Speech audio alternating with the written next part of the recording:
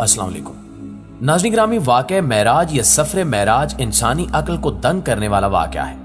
इस वाक़े में अल्लाह रब्बुल इज़्ज़त ने अपने महबूब खातमुन नबीयीन हज़रत मोहम्मद सल्लल्लाहु अलैहि वसल्लम और खुद के दरमियान तमाम पर्दों को गिरा दिया।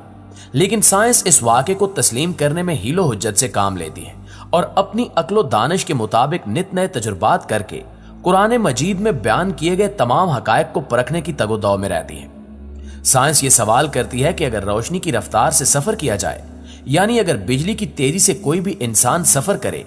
तो भी ये नामुमकिन है कि एक ही रात में, एक ही लम्हे मौजूद में मस्जिदुल हराम से मस्जिद अक्सा और फिर मस्जिद अक्सा से पहले आसमान और यूं दर्जा बदर्जा 7वें आसमान और उससे आगे सिदरतुल मुंतहा और उसके बाद सिदरतुल मुंतहा से भी आगे यानी अल्लाह सुब्हानो व तआला के अर्श तक पहुंचे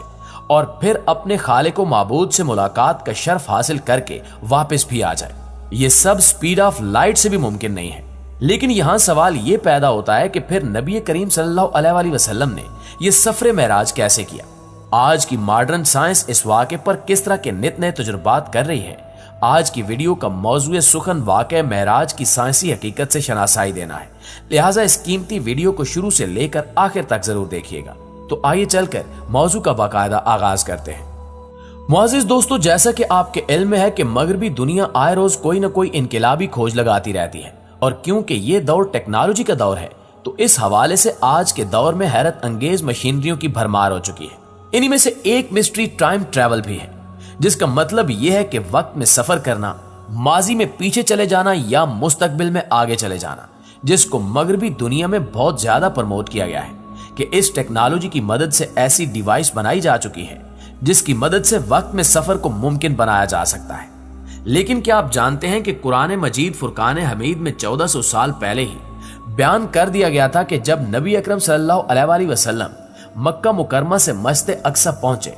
अगर उस दौर के मुताबिक ऊंट या घोड़े पर सफर किया जाता तो इस सिलसिले में 30 या 40 दिनों का वक्त लग सकता था।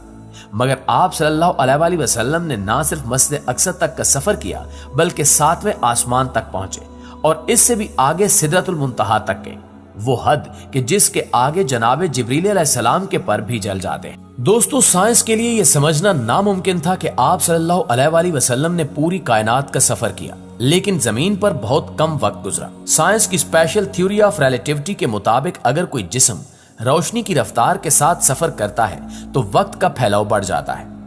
रसूलुल्लाह सल्लल्लाहु अलैहि वसल्लम जिस बुराक पर सवार थे उसकी रफ्तार रोशनी की रफ्तार से कई गुना ज्यादा थी।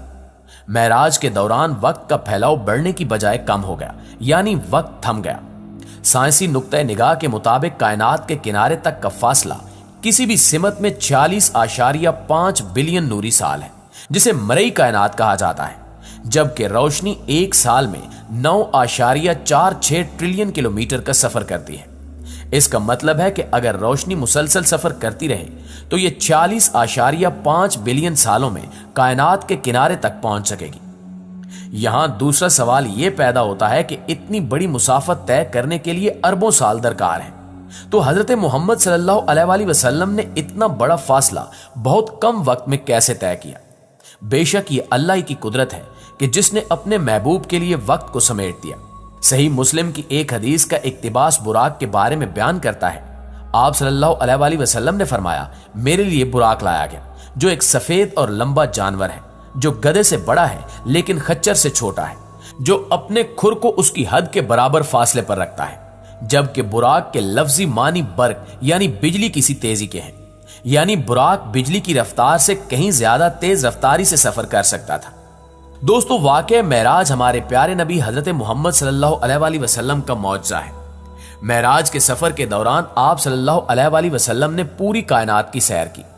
आप सल्लल्लाहु अलैहि वसल्लम ने अल्लाह ताला से मुलाकात की और आप सल्लल्लाहु अलैहि वसल्लम ने जन्नत और जहन्नुम का मुशाहिदा भी किया। आप सल्लल्लाहु अलैहि वसल्लम ने तमाम अंबिया और तमाम रसूलों से भी मुलाकात की। उस मुबारक सफर के हवाले से नबी करीम सल्लल्लाहु अलैहि वसल्लम ने फरमाया कि सफर मेराज से पहले हजरत जिब्रील अलैहिस्सलाम मेरे पास आए, मेरा सीना चाक किया, फिर सोने का तश्त लाया गया और मेरे दिल को निकालकर उस तश्त में धोया गया जो ईमान से भरा हुआ था, और फिर मेरे दिल को वापस रख दिया गया। یعنی اللہ نے اپنے حبیب کے دل کو اور ان کے وجود کو مضبوط کر دیا اور سفر کی طاقت عطا کر دی۔ دوستو، غیر مسلموں نے واقعہ معراج کی حقیقت پر کفر اور اختلاف کیا۔ کئی بار غیر مسلموں نے یہ سوال اٹھایا کہ حضور نبی کریم صلی اللہ علیہ وآلہ وسلم کے لیے یہ کیسے ممکن تھا کہ وہ بہت کم وقت میں پوری کائنات کا سفر کر سکے۔ سائنسی نظریہ یہ ہے کہ اگر بجلی کی رفتار سے بھی سفر کیا جائے تو بھی یہ ممکن نہیں کہ ایک کہکشاں سے دوسری کہکشاں اور اس سے آگے کا سفر کیا جا سکے،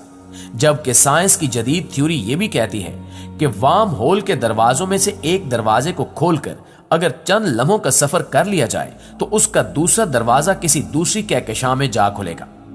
اس کا مطلب یہ ہے کہ کسی ایک دروازے کو کھول کر کسی دوسری کہکشاں میں داخل ہوا جا سکتا ہے۔ اس تھیوری کے لیے جس کا سہارا لیا گیا وہ قرآن کریم میں بیان کردہ آیات ہی ہیں جو کہ سورہ المعراج سے لی گئی ہیں، جس میں اللہ رب العزت نے فرمایا کہ ایک سوال کرنے والے نے سوال کیا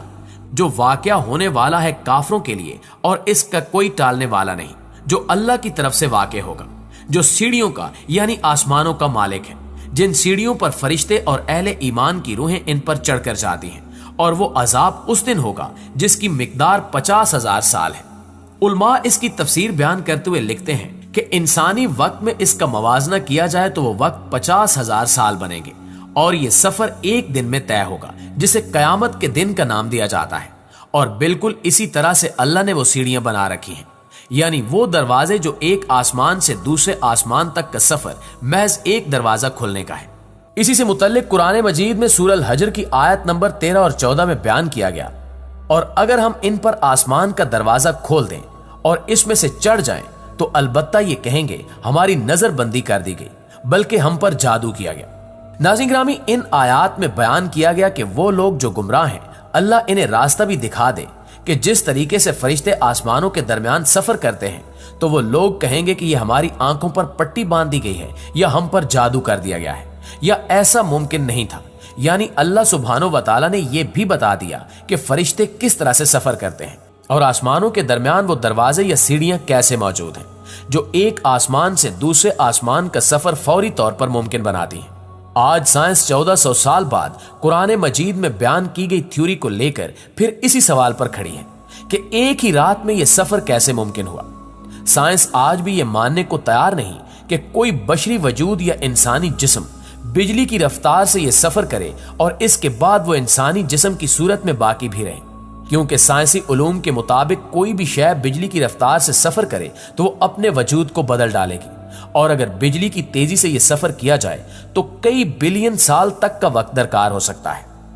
اللہ رب العزت کی یہ کائنات بہت وسیع ہے، کائنات کی حد کو کوئی جان نہیں سکتا، اس کے بارے میں صرف اور صرف اللہ رب العزت ہی کی ذات جانتی ہے۔ یہ سفر کیوں کر ممکن ہو سکا، اللہ رب العزت کی اپنے محبوب سے ملاقات کے دوران کیا کیا باتیں ہوئیں، اس کے بارے میں اللہ اور اس کے رسول ہی بہتر جانتے ہیں۔ جی تو معزز دوستو، یہ تھی ہماری آج کی ویڈیو کیسی لگی کمنٹ کر کے ہمیں ضرور بتائیے گا۔ انشاءاللہ آپ سے ملاقات ہوتی ہے اگلی ویڈیو میں، تب تک اپنا خیال رکھیے۔